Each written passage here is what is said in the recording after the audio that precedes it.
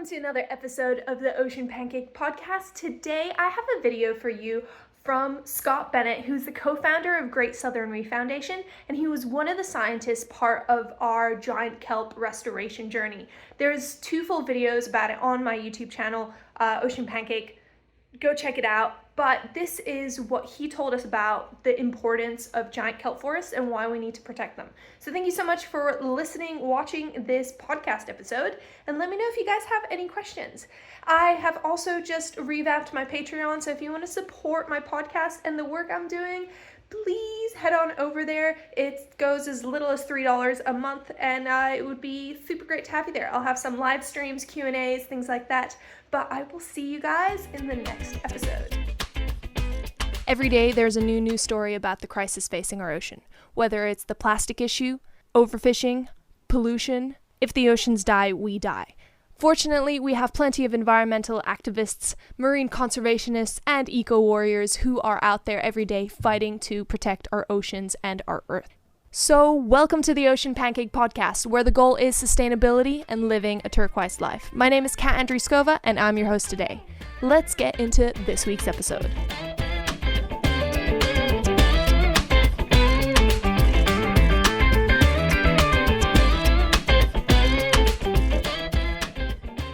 My name is Dr Scott Bennett, and I guess I'm wearing 2 hats today. I'm sort of a senior researcher at IMAS, the Institute of Marine and Antarctic Studies.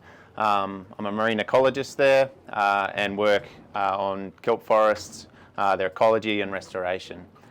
I'm also co-founder and co-director of the Great Southern Reef Foundation, and along with Stephen Andrews, who I know a lot of you have been talking to already, who is an apology for today. And Kingsley Griffin, Sarah Bell. We make up the Great Southern Reef Foundation, which is really an organisation dedicated to raising awareness for our temperate reefs, for our Great Southern Reef. So for our giant kelp forests and this terrific initiative from Google and all of you to sort of really raise awareness and sort of tell the story of giant kelp forests in Tassie and Southern Australia. And as we've heard, we've lost around 95% of our giant kelp forests historically, and you know that's a really impressive number, but it's also kind of hard to conceptualize what that means. And I just want to give you some idea of what that means and sort of from an ecological level what that loss sort of translates to.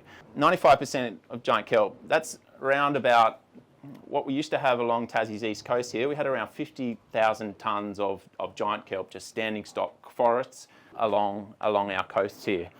There used to be a harvest industry back in the 70s, and we used to remove around 4,000 to 5,000 tonnes of giant kelp forests all along Tassie's east coast on an annual basis. So boats were working all along here, just south of here. We were removing, sort of on the north end of Bruny, we were removing around 200 tonnes of giant kelp forests a year, and that was just skimming the top off these forests. These things are hugely productive, and so what we know now, so we do still have some remnant forests in Tassie.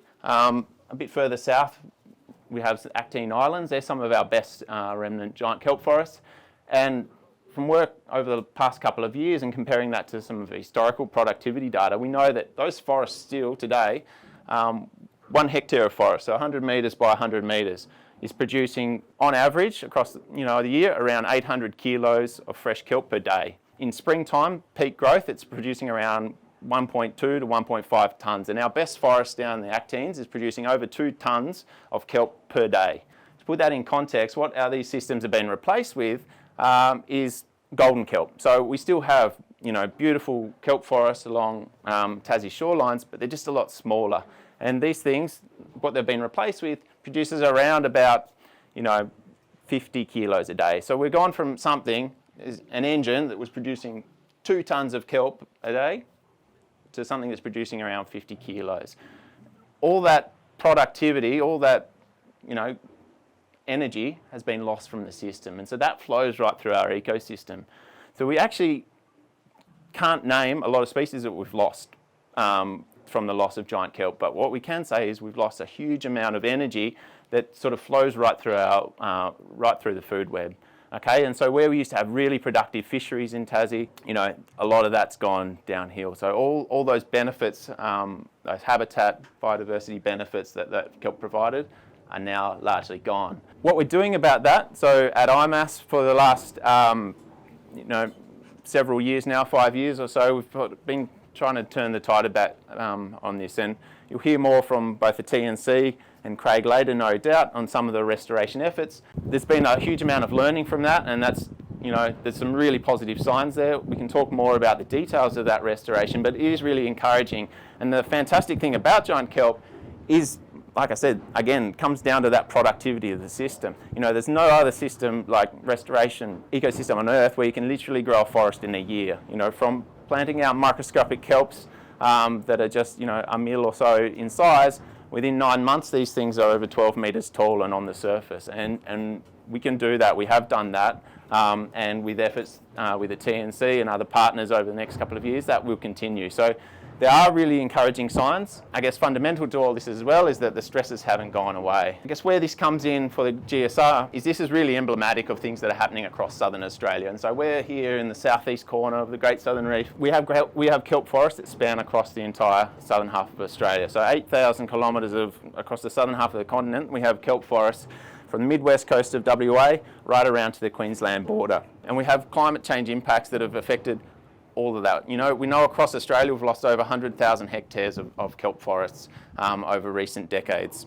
And a lot of this is our golden kelp. That's our dominant species throughout much of Australia. But these things have had hundreds of kilometres of range contraction of kelp because of climate change, because of extreme marine heat waves and warming. The same things that are impacting down here are happening at a continental scale. The issues we face down here, again, about lack of awareness for our giant kelp forests are a national issue. Nationally, kelp forests, temperate reefs receive less than 1% of the funding, federal funding, that goes to the Great Barrier Reef. Less than 1%. But on economic terms, the Great Southern Reef is more valuable than the Great Barrier Reef. So work by Aaron here and myself and others, we estimate that conservatively the Great Southern Reef is worth around $11.5 billion per annum. The Great Barrier Reef, by comparison, best estimates, much more comprehensive because they've got a lot more data on this stuff, is around $6 billion. So it's much more valuable. It's also much more diverse and unique in terms of biodiversity. Okay, so the Great Southern Reef at a national level, it's a global biodiversity hotspot. And around 70 to 80% of species that we get on our reefs underneath us here and right across southern Australia are unique. They're not found anywhere else on Earth. Again, I'm going to sort of hang the GBR out here, not purely because we know how important the Great Barrier Reef is, okay? But if we look on the Great Barrier Reef, around 2 to 3% of species are unique to the GBR, okay? 70 to 80% are unique down here. And so we have biodiversity down here that we just don't get anywhere else, okay? And we don't know about it. The public doesn't know about it, and our politicians and industry are not investing in that. And so the role of the Great Southern Reef Foundation is to sort of start turning that around. It's to sort of celebrate just how magnificent our reefs are down here, start to raise awareness, tell the stories of people, that are out there doing the work on the reef every day, seeing amazing things, and educate the public, school people and our national leaders about the importance of our temperate reefs.